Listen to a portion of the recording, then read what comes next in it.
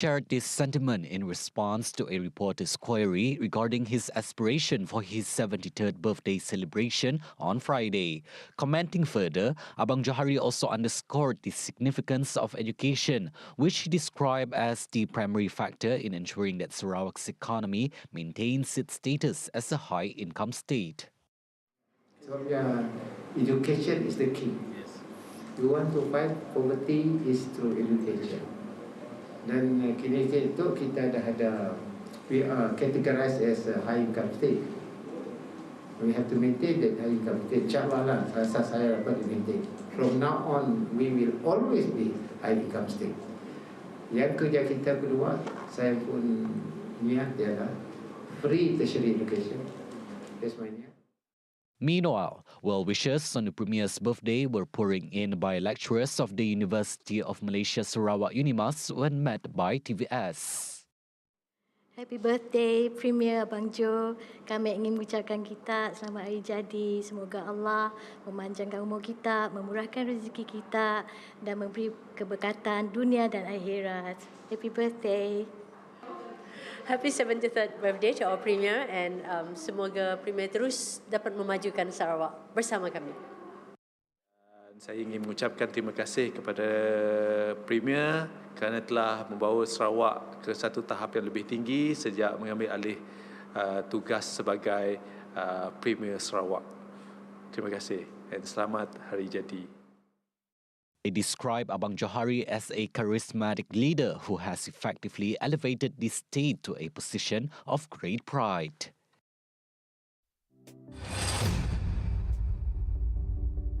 Over 120 films from over 10 countries participated and competed in this year's ASEAN Film Festival Award, or IFA 2023. Now, amidst the incredible entertainment and the presentation of awards during this splendid evening at the heart of Kuching, Malaysia's team of skilled filmmakers achieved remarkable success by securing 6 awards, including the prestigious title of the Best Film of the Night. For a roundup of the updates, we have our reporter Diana Jayasilan live from the venue of IFA 2023. Go ahead, Diana. All right, thank you very much, Radzi. So I'm currently at the Pullman Hotel, where the ASEAN Film Festival Award 2023 was held a short while ago. So the event was an energetic and vibrant ceremony graced by the Minister of Tourism, Creative Industry and Performing Arts, Datuk Sri Abdul Karim Rahman Hamzah. So also present were his deputy ministers, Datuk Snowden Lawan and Datuk Sebastian Ting Chiu Yu, were also in attendance alongside distinguished guests from across Asia. So celebrities from Malaysia, including the 2020 Miss Universe and now a Vietnamese actress, Sari Zureth, as well as personalities from the Philippines, Indonesia, Thailand, and more added glamour to the event. And our highlight of the day was the dazzling appearance of the one and only global icon and international K-pop artist Rain. His remarkable entry drew throngs of fans outside the Pullman Hotel and the old courthouse earlier this afternoon. So it's worth noting that a multitude of films from various corners of Asia participated in this festival, spanning across different categories. And over 120 films represented more than 10 countries, contributing to the rich diversity of Asian cinema. On behalf of TVS, we extend our heartfelt congratulations to all tonight's winners with special recognition for Barbarian Invasion, which secured both the Best Screenplay and Best Film awards. And Hasnul Rahman for Best Supporting Male Actor, and Datuk Tamini Siragar and Yu Wei Haji Sari for their Lifetime Achievement Awards. And once again, a very well-deserved win indeed. And in the meantime, we are eagerly waiting a press conference by the Minister Datuk Sri Abdul Karim. And yeah, so that's all from me. And remember to stay tuned for more updates on today's news at www.tvstv.my. And you can also follow us on our Facebook, Instagram, and Twitter. So reporting for TVS, this is Diana Jayasilan, accompanied by videographer Aziz Saleh. Back to studio. Thank you. Thank you, Diana, for the updates. Now, along the same development, the 2023 ASEAN International Film Festival and Awards, IFA, serves as a testament to the state's prowess in orchestrating large-scale events of international caliber. The Deputy Minister of Tourism, Creative Industry and Performing Arts Sarawak, Datuk Snodan Lawan, highlighted that the potential for his ministry to extend invitations to even more international celebrities to Sarawak is indeed within reach. Kita amat berterima kasih kepada semua peminat-peminat beliau yang hadir membajiri Old Court House ini menunggu beliau. Jadi ini menandakan kita Sarawak mampu mengadakan atau menganjur program bertaraf antarabangsa begini dengan membawa jenama-jenama yang besar kepada Sarawak ini dan memberi peluang kepada peminat-peminat mereka melihat dengan sendiri ya, secara live. Terima kasih kepada Kerajaan Sarawak dan melalui kementerian kita, Kementerian Pelancongan Industri Kreatif dan Seni Persembahan ya. Jadi terima kasih dan kita akan menunggu kemunculan beliau juga pada malam ini di makan malam IFA gala dinner kita ya. He said this when met by the media after the 2023 IFA Star Celebrity Meet and Greet with the famed South Korean artist Rain at the Old Court House, Kuching earlier today. Meanwhile, commenting on the Asia Pacific Film Festival 2024 scheduled for next year in MIRI, Snodan said a series of meetings will be held to discuss the details of its planning. Approximately 500 enthusiasts thronged the old courthouse yard in Kuching for a chance to meet the globally acclaimed South Korean sensation, Rain.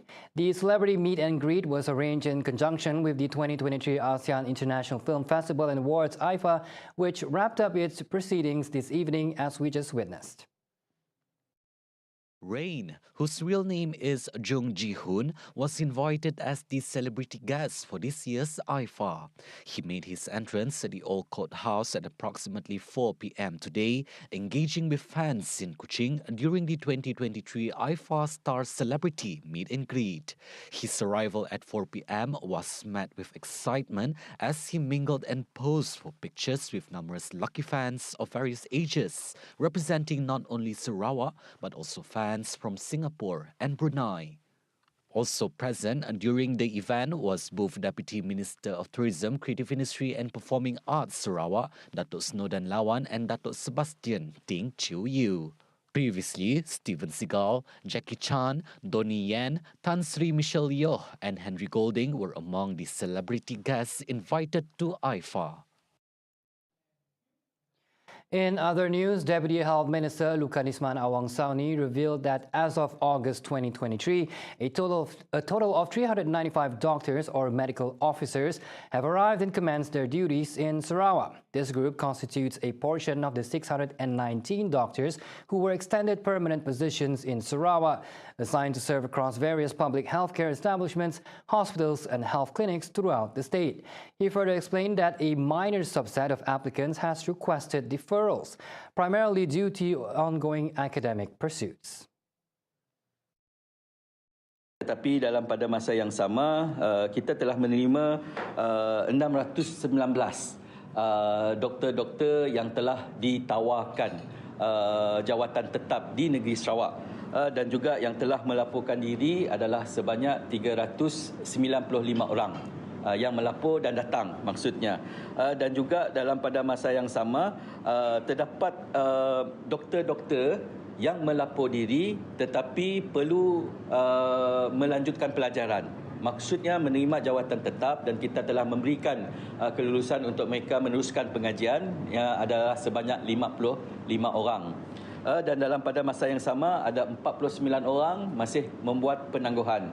Maksudnya ada yang masih belum settle down, ada yang mungkin lagi tengah meyakinkan keluarga semua settle down dan baru tidak datang dan kita sedang menunggu. Dan mereka ini adalah golongan yang menerima tawaran tetapi hanya menangguhkan kedatangan. The Ministry of Health (MOH) is facing difficulties in recruiting medical officers for positions in Sarawak. About 50 doctors rejected the offers and 70 have not responded. MOH is investigating the issue, attributing the rejections to factors like insufficient facilities, inadequate housing, and perceptions of challenging rural lifestyles in Sarawak. Dan juga kita akui beberapa faktor-faktor kedatangan MO ini mungkin menimbulkan sedikit masalah adalah kerana kita akui bahawa fasilitis penempatan, maksudnya kita ada cukup klinik yang baik, hospital di luar bandar yang baik, tetapi kita mempunyai cukup tempat tinggal silap doktor-doktor stok. Tapi kita mempunyai cara kita untuk menyelesaikan. Sebab biarlah saya datang dulu lekat ia merayu, then kita akan settlekan. Sebab sistem perkhidmatan di negeri Sarawak bukan hanya wujud minggu lepas. Kita dah berpuluh tahun mengalami kekurangan. Cuma tahun tu akan ada banyak doktor-doktor baru yang akan masuk. A total of 36 dilapidated clinics in Sarawak are undergoing comprehensive repairs and are expected to be fully restored by the end of this year. 6 clinics have already been successfully renovated as part of the Bitara Bendani program, while the rest are on track to be completed by December. Lukanisman expressed confidence in meeting the timeline for all clinics to be fully operational. Additionally, the Ministry of Health plans to include more dilapidated clinics in the restoration project for the year 2024. Dan kita sedang untuk menambah lagi senarai-senarai klinik daif untuk tahun 2024. Ini adalah jaminan yang diberikan oleh Yang Amat Berhormat Perdana Menteri, di mana beliau ingin melihat kejayaan tahun 2023 adalah untuk memastikan peruntukan ditambah ataupun dikekalkan untuk kita meneruskan program Bitara Medani. Kita mempunyai hampir 1,200 klinik seluruh Malaysia yang perlu kita baik pulih ketika ini. Furthermore, it was revealed that the upcoming Siburan Health Clinic is on track for full readiness by October and is anticipated to start its operation in 2024. He said this during a press conference following an official visit to the Siburan Health Clinic facility in Serian on Friday.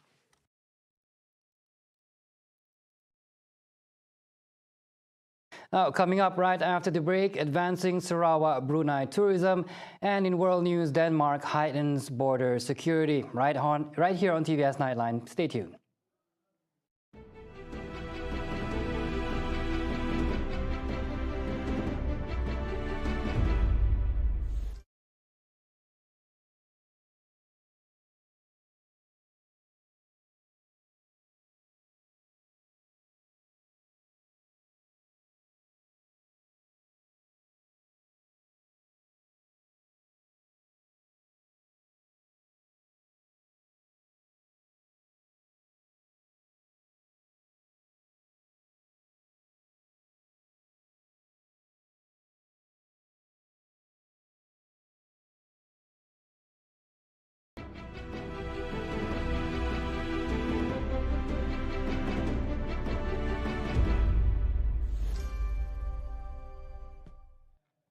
Back on TVS Nightline, Malaysia and Brunei eagerly anticipate the inauguration of the Sarawak Trade and Tourism Office, STATO, in Bandar Sri Begawan, Brunei, scheduled for the end of this year. Now, this announcement was made during the 24th Annual Leaders Consultation between Prime Minister Datuk Sri Anwar Ibrahim and the Sultan of Brunei, Sultan Hassan Al Bolkiah. In a joint statement issued on Thursday, the leaders expressed their approval of the sale of liquefied petroleum gas to Brunei, taking place from June 16, 2023 to July 1, 2023. This move is aimed at motivating both parties to intensify their endeavours in advancing economic cooperation between Brunei and the states of Sabah and Sarawak. Reaffirming their commitment to enhancing connectivity between Brunei and Sarawak, they also warmly welcome the proposal to integrate Brunei into the Northern Coastal Highway, a step that promises to bring about socio-economic advantages for both the governments and people of Brunei and Malaysia, and welcomes Brunei's export initiative with Sabah and Sarawak in processed food, including meat-based products, set to be implemented this year. This collaboration is expected to strengthen the food security and supply on both fronts. In addition, the leaders restated their dedications to the digital, transportation and logistic domains, alongside engaging in discussions regarding significant regional and global matters of shared significance. A consensus was reached by the leaders to convene the 25th Annual Leaders Consultation in Brunei next year. Malaysia will submit a new proposal regarding the Kuala Lumpur-Singapore High-Speed Rail HSR project to Singapore after an initial decision on it is made by the government.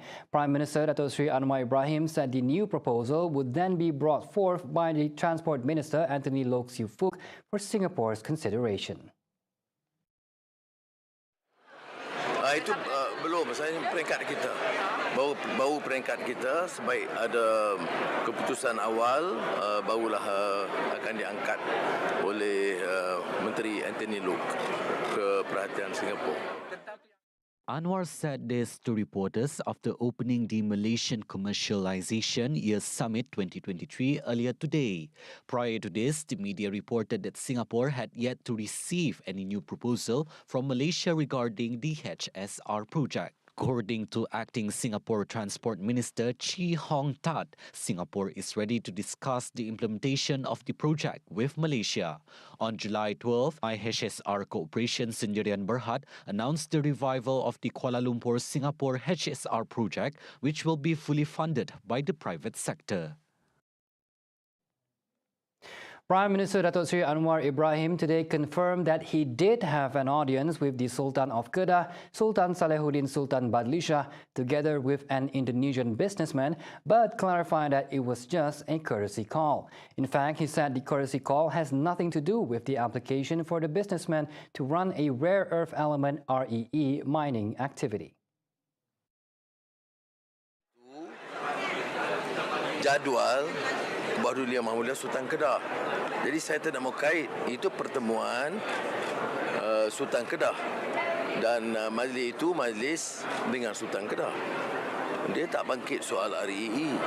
Isu dia ini, kalau dia mohon, itu bukan kepada Sultan Kedah.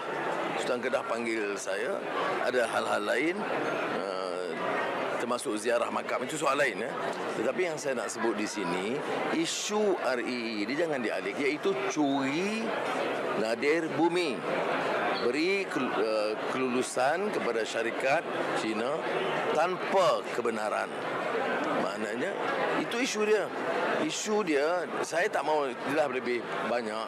Sebab itu melibatkan Sultan Kedah. Pertemuan saya dengan sahabat saya dengan Sultan Kedah di istana. Dia tak ada kaitan dengan perniagaan dalam bidang itu, tidak.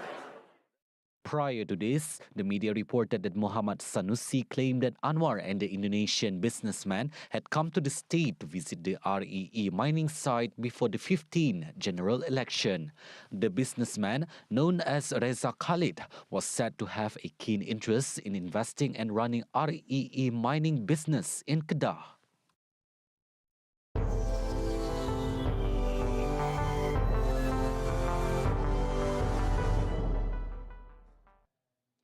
Over in world affairs, in response to recent Quran burnings, Denmark is strengthening its border controls to safeguard domestic security and deter unauthorized entries. Now, Danish authorities expressed concern over potential retaliatory actions, fearing a backlash following instances of Quran burnings by anti-Islam activists in Denmark and Sweden. These acts have ignited anger in the Muslim world and prompted calls for governmental prohibition. Justice Minister Peter Hammelgaard noted that the recent Quran burnings have impacted the current security situation. The choice to enhance border controls, including increased traveller screenings upon entry to Denmark, mirrors a similar action taken by Sweden. Both the Danish and Swedish governments have publicly denounced the Quran burnings and are exploring potential legislative measures to prevent such incidents. Yet critics within these countries argue that any such measure could potentially infringe upon the freedom of speech, a right safeguarded in their respective constitutions. Denmark's heightened border controls are slated to remain in effect until August 10. Late on Thursday, Danish Prime Minister Mette Frederiksen emphasized that the burning of religious texts should be avoided. On Thursday, August 3rd, a disturbing incident occurred in a South Korean commuter town near Seoul, where a man deliberately rammed his car into pedestrians before proceeding to stab some of them. The attack resulted in one person being killed and 12 others injured. Video footage showed the chaotic scene at a department store in Songnam, with bloodstains and police officers present. Authorities confirmed that the assailant was arrested, and initial investigations suggest that he targeted people at random. According to media reports, the man, who is in his 20s and works as a delivery person, has been struggling with mental health issues. This incident comes shortly after another rare stabbing attack in the area, where one person was killed and 3 others were wounded. The motive behind these attacks remains unexplained. In a devastating incident in the coastal Mexican state of Nayarit, at least 15 people are feared to have lost their lives, and 21 others sustained injuries in a bus crash. The tragic accident occurred in the early hours of Thursday near Barranca Blanca on the highway outside the state capital, Tepic, as reported by officials. Civil protection and firefighters from Nayarit State responded swiftly to the scene, providing aid and working diligently to extricate victims from the wreckage. The images shared online by Nayarit officials captured the gravity of the situation, with ambulances lining the highway, showcasing the urgency medical attention required for the injured. As authorities continue to investigate the cause of the accident, the community mourns the loss of lives and hopes for the recovery of those injured. See the world closer with TVS as we bring you the latest news updates both locally and internationally. For more headlines anytime, anywhere, just head on to our official website at tvstv.my or follow us on our social media platforms. And that is all for TVS Nightline. I am Razyama. Thank you for watching and have a good night.